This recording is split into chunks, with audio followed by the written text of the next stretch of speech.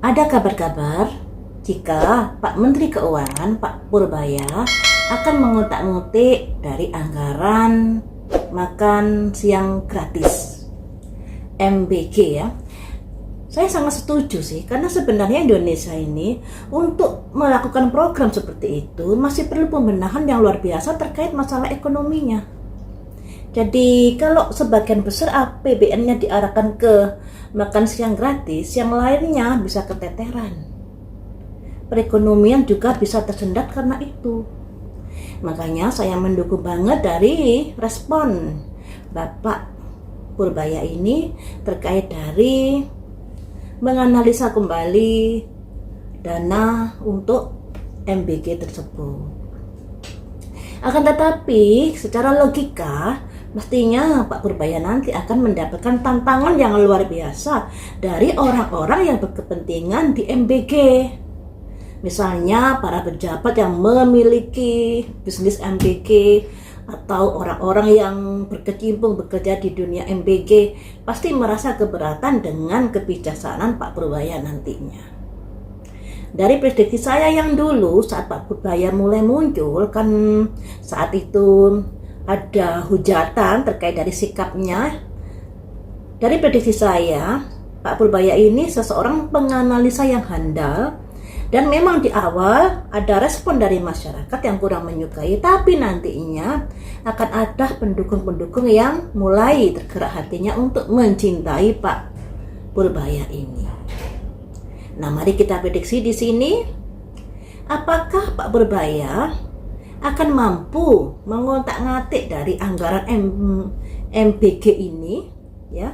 Semoga saja mampu ya. Karena Pak Purbaya ini pikirannya sangat-sangat berat yang dipikirin terkait dari perekonomian Indonesia yang seperti ini. Kita tahu sendiri seperti apa sih ya. Daya beli menurun, pedagang sepi, banyak PHK dan lain sebagainya. Apakah Pak Purbaya mampu untuk mengotak-ngatik anggaran MBG?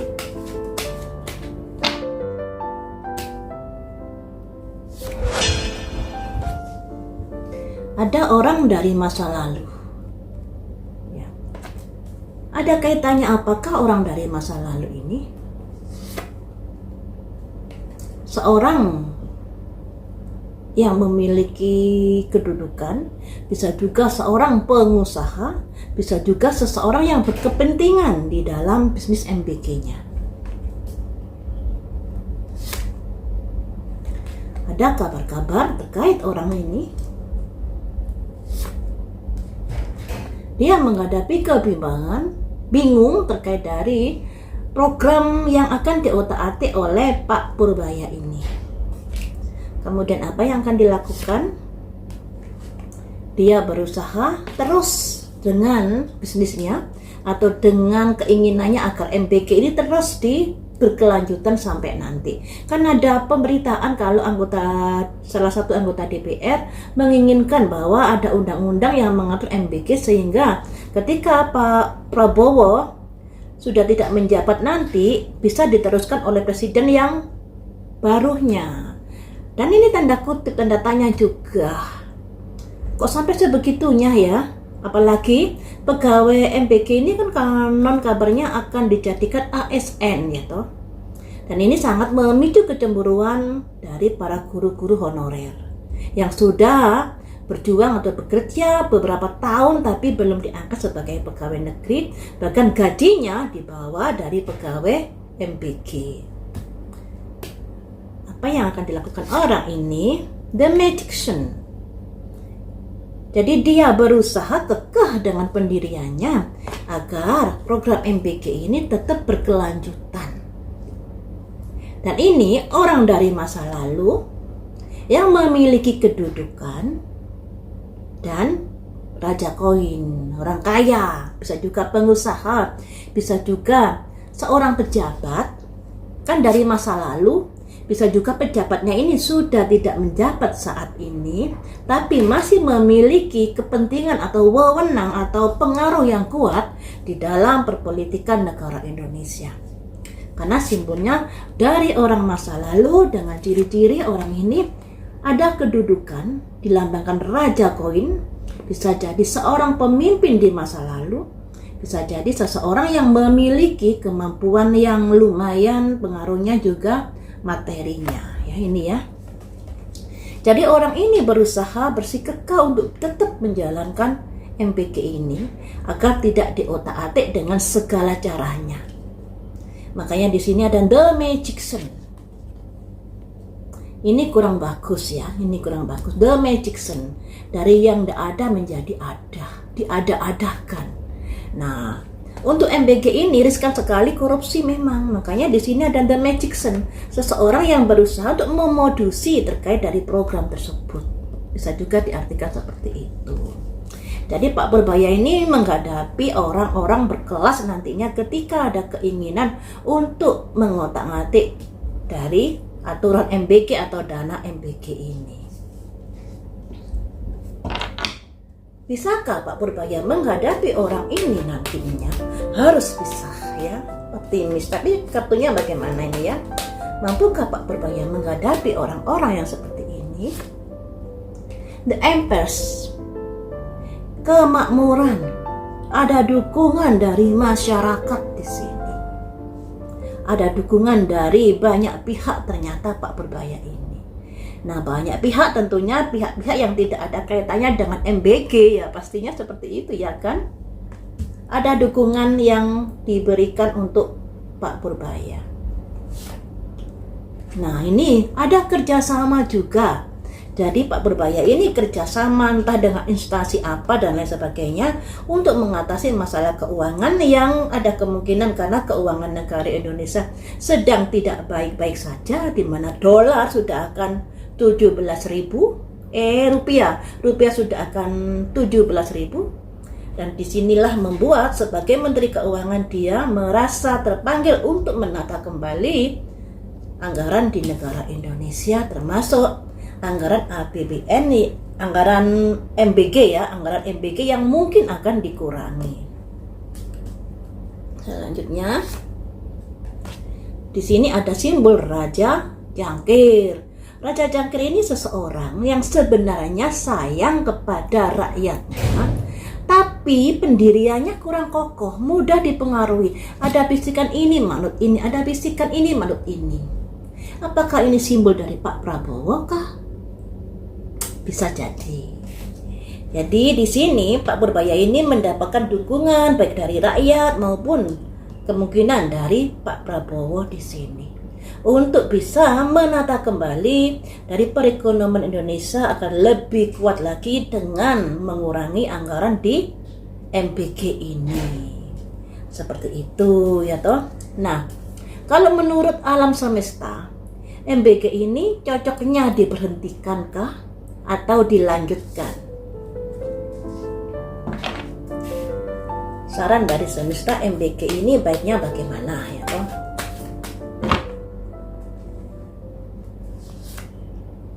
The High Priorities, pikir-pikir kembali untung dan ruginya.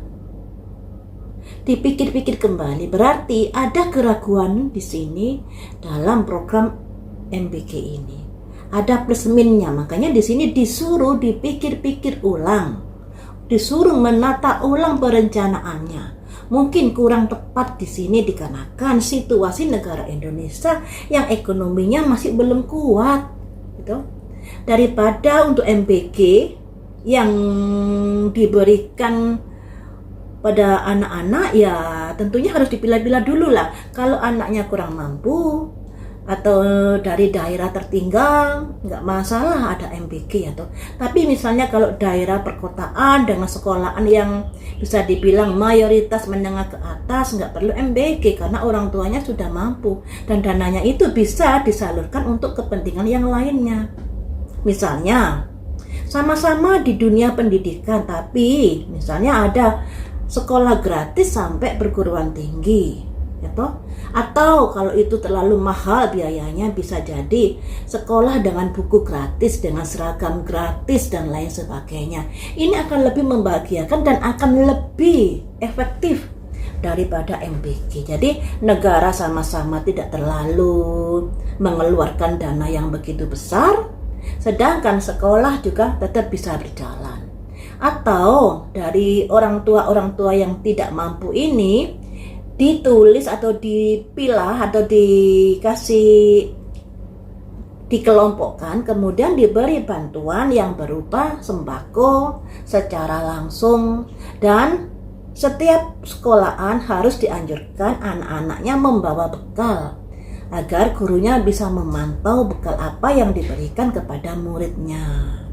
Seperti itu menurut saya.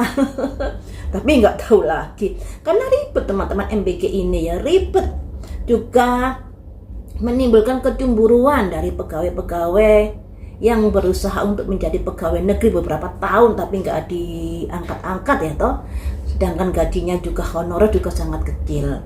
Sedangkan MBG baru berjalan 1 tahun kalau nggak salah ya, sudah ada wacana-wacana seperti itu. Kenapa begitu mudahnya? Ini yang menjadi tanda tanya. Kenapa begitu mudahnya? Kenapa prioritasnya begitu tinggi untuk MBG ini?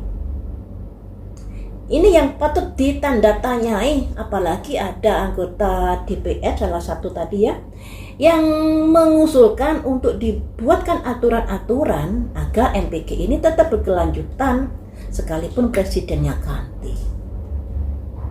Tanda tanya saya, ada apakah gerangan? Ini masih disuruh mikir-mikir tadi ya, kita kembali ke MBG apakah diteruskan atau dibubarkan. Selanjutnya ada simbol perhatian, tapi perhatian ini juga keluar uang seperti yang saya bilang tadi. Bentuk dari pemerintah memberikan perhatian kepada anak-anak kecil, kepada ibu hamil, ibu menyusui, itu sudah sangat bagus. Tapi mestinya harus tepat sasaran. Tidak semua digebiah uya, tidak semuanya dipukul rata, diberi MBG, diberi bantuan dan lain sebagainya. Harus dipilih-pilih mana yang nggak mampu dan mana yang mampu berdikari di dalam hidupnya. Ini harus dipilih-pilih. Karena di sini simbol perhatian dari negara untuk rakyatnya memang bagus, tapi ya kalau pada akhirnya anggarannya boncos, bagaimana? Kalau pada akhirnya misalnya anggaran pendidikan dikurangi untuk ABG, kemudian pendidikannya, fasilitasnya kurang bisa jalan, jadinya bagaimana juga? Harus dipikir masa-masa. Nah, ini simbol dari sekuat tenaga untuk bisa mewujudkan. Kalau dibilang sekuat tenaga berarti menguat-nguatkan ya toh.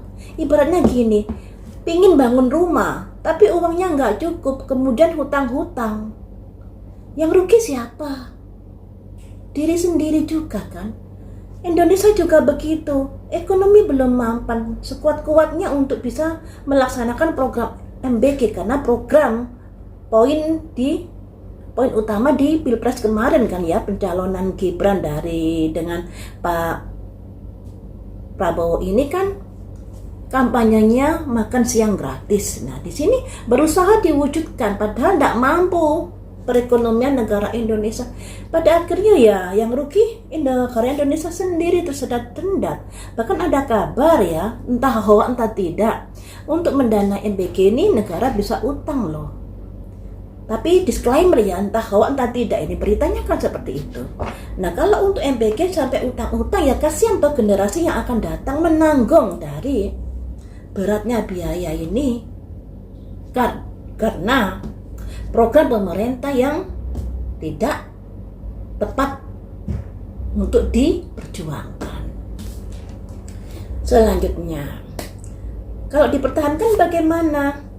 Kalau dipertahankan baik-baik, karena di sini bentuk dari pemerintah memperhatikan warganya, bentuk rasa kasih sayang pemerintah kepada rakyatnya. Terus kondisi perekonomian negara bagaimana? Harus diperhitungkan kembali kalau memang bersikeras mempertahankan MBG ini. Diperhitungkan seperti Pak Purbaya ya, diotak-atik masalah dana untuk MBG ini dan aturannya. Makanya di sini harus diperencanakan dengan matang-matang kembali strateginya bagaimana dan lain sebagainya. Karena di sini ada simbol buku, simbol peta, kemudian ada koin besar melambangkan ada kaitannya dengan perencanaan keuangan. Kalau memang ingin dilanjutkan Kalau diberhentikan bagaimana?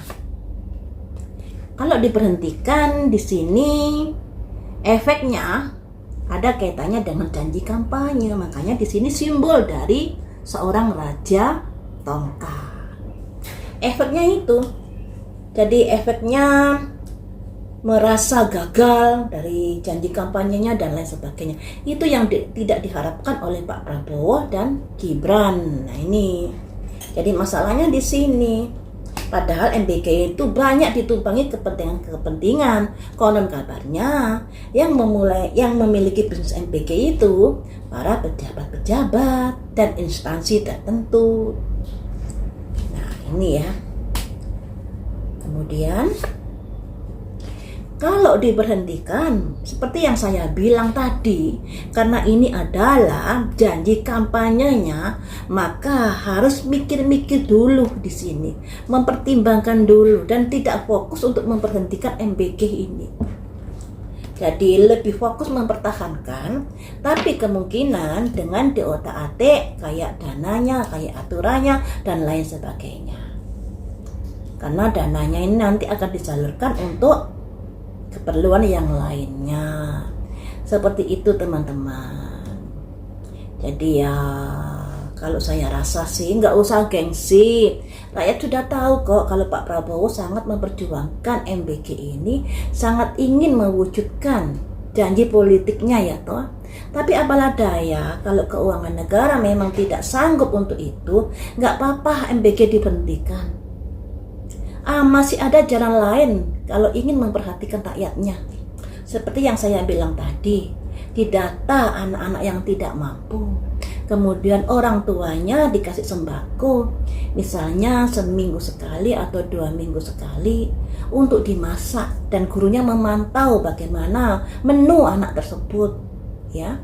Nah, kemudian juga kalau sayang pada rakyatnya tidak harus MBK juga, bisa masalah pendidikan ini gratis sampai kuliah. Bisa juga masalah bukunya gratis, masalah seragam juga gratis. Karena buku dan seragam ini kalau tahun ajaran baru sangat memberatkan sekali loh. Ada saja seragam yang harus dibeli. Ada saja biasanya seperti itu. Kemudian kalau masuk ajaran baru untuk murid yang baru itu kebanyakan ada pungutan-pungutan. Notabene-nya judulnya sukarela. Judulnya untuk ini, untuk itu. Dan anehnya, ini pengalaman saya saat anak saya masih sekolah dulu ya. Anehnya tidak diberi bukti kwitansi pembayarannya. Kalau sudah bayar ya sudah begitu saja, tidak diberi kwitansi, cuman memang ditulis di pembukuan sekolahan. Kenapa sampai begitu? Ya khawatir kalau ada pelaporan terkait dari pungutan tersebut. Nah ini sudah bukan rahasia lagi loh. Nah alangkah hal-hal demikian ini ditertibkan, tidak usah ada pungutan liar, gantilah dana-dana yang keperluan dari sekolahan tersebut ditanggung oleh pemerintah. Karena ada saja keperluannya untuk bangun ini, untuk membenahi ini dan lain sebagainya setiap tahunnya seperti itu. Dan itu bukan rahasia umum lagi. Dan dari orang tua siswa ini sebenarnya sangat diberatkan untuk hal itu. Apalagi kalau orang tuanya nggak mampu. Ditambah lagi kalau orang tuanya dalam waktu bersamaan anaknya masih kecil-kecil sekolah semua. Itu sangat keteteran loh.